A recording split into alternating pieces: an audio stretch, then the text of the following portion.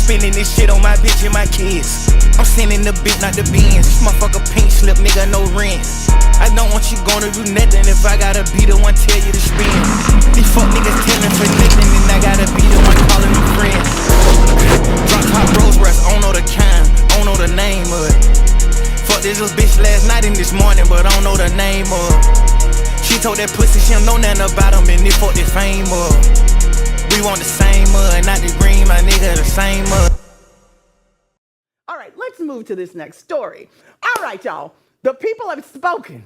If you're looking to get into music production for some of your favorite artists, then today's guest is someone you'll want to hear from. Y'all, he's worked with some of the biggest names in the industry, crafting beats and sounds that have made their way to major stages and airwaves. With a passion for music and an ear for creating hits, he's here to share his journey, insights, and advice for those looking to break into the world of music production. Y'all, please welcome to the Lavender Couch, OGKDBEATS and Daniel Cruz.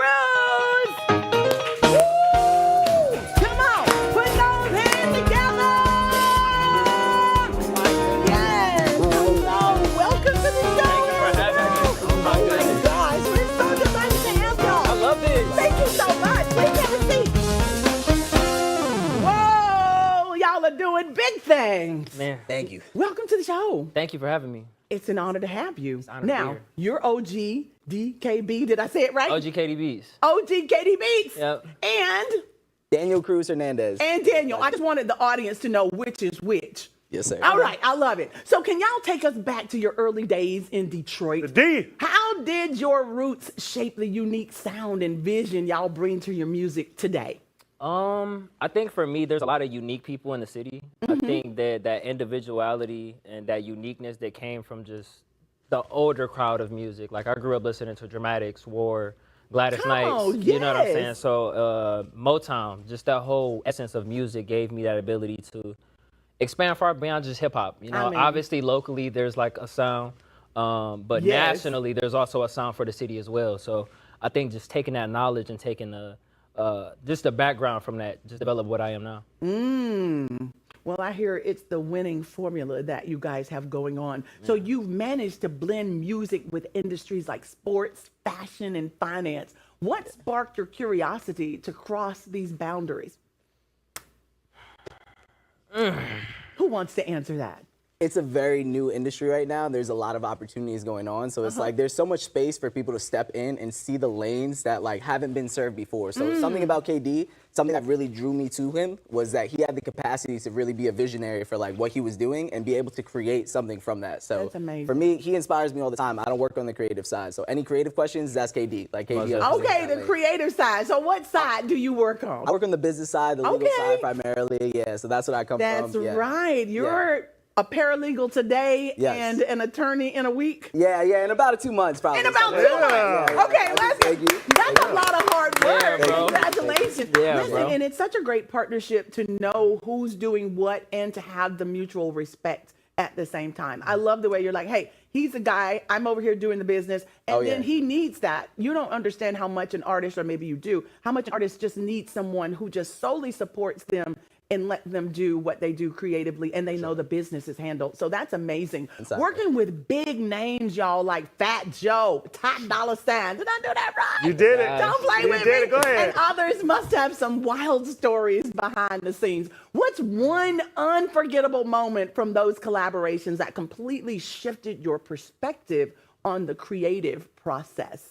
You see, I'm sitting there. I think that going to LA and working for Diamond Johnson, I worked for him for a year. He was able to go and do Beyonce's Renaissance tour. That's amazing. And I was at the creative facility for a while, and just noticing how that level of like artists, that level of people who do business handle business, and seeing a difference between like that and what I was used to.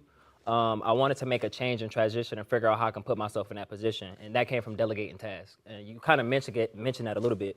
But that's something we talk about at the label with our team a lot, is just delegating tasks. I'm not the guy that, feels like I want to do everything. I understand the power of letting people do their job the best that they possibly can. And I'm also not the guy that's like, I know it all, so I'd rather listen. That's so what good. makes AD different. Like for real, it's like a Yes. lot of creatives especially when they're first getting started. It's like there's not as much money in the music industry as a lot of people think. So when you're first getting started, you could be working with like a lot of the biggest names. You're not getting paid as much as you want to. Can you say that again for the people in the back? There's not as much money in the music industry as you think, and what KD It is is not. amazing at is being like he understands in order to get to the next level, you need to put people in place that are able to take on those roles so you could focus on being a creative. Yes. So that's what KD is You better phenomenal at. come on, Thank KD. you, So bro. he I does not appreciate micromanage. You know how Yeah. to delegate now. Absolutely. Was it a problem before? Yes. I was gonna Most say, definitely. Yeah. I think it just came from like learning experiences. I've had more bad experiences than I've had good experiences. And I think that a lot of people, when they go through things of repetition, they don't pick up on how to change the habit. Right. And I had a lot of things that were going wrong, and I'm like, how do I fix this? What's the solution to this? And then when I actually learned, how can I pass it down? It's not just about like getting it for myself. Like, how can I pass this value down? Exactly. You have to apply it. Yep. Exactly. So I think that kind of just was it. That was it. That was it. So then, with that being said, you built a career that spans major brand partnerships from NBA 2K to Kia Motors USA. How do you balance the demands of these high-profile collaborations while staying true to your own artistic identity? There's a separation from my personal life and my business life. Okay. You got to know how to do that. Yeah. Like 2-3 years ago, I went into like a little isolation for myself just to determine, again, who I was going to be as a person. Standing on outside of just a brand, but like, who is Khamall going to be? Right? OGKDBEATS is somebody who's known. Katie the speaker is known. I'm known in finance, but at the end of the day, when I'm in my darkest hour, who's Khamall? You know? Correct. That kind of just allowed me to shift to know where I wanted to be as far as the space. Handling it, a little tough. I'm not gonna lie, I'm still trying to figure that out. Like, I don't think I have all the answers. And that's okay. But I And think I the love team that you helps. say you don't know yet. And that's great. That's why you have such an amazing team. Listen, we're going to take a short break. We'll be right back, y'all. OGKDBEATS. And Daniel is in the house. Don't y'all go nowhere. Woo, for the culture. Make it work. Hey!